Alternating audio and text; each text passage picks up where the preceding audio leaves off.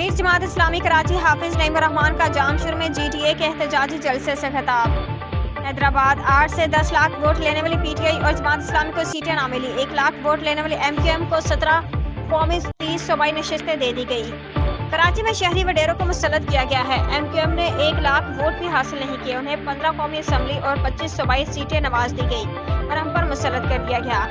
MQM दहशत गर्द हैं। ये बल्दिया फैक्ट्री जलाने वाले बोरी बंद लाशों वाले हैं। इन लोगों ने सिंध की मईशत को पीपल्स पार्टी के साथ मिलकर बर्बाद किया। अब माफिया से आज़ादी हासिल करना होगी। ये कौन सी फैक्ट्री जहां ऐसे नतीजे बनाएगी, जहां 8 लाख वोट लेने वालों के मैंडेट पर कब्जा करके 1 लाख वोट लेने वालों को मुसल्लत कर दिया गया। मुल्क का बच्चा बच्चा जान के अब आवाज़ों को बंद नहीं किया जा सकता। सबको अपनी पोजीशन पर आना पड़ेगा। जिसका जो काम है वो करे, लेकिन अवाम की तौहीन न की जाए। हम पुरअमन है और पुरअमन जदोजहद पर यकीन रखते हैं। हम तसादम नहीं चाहते, लेकिन जब अवाम की तजलील की जाएगी, मैंडेट पर कब्जा किया जाएगा, तो अवाम बगावत पर उतर आएंगे।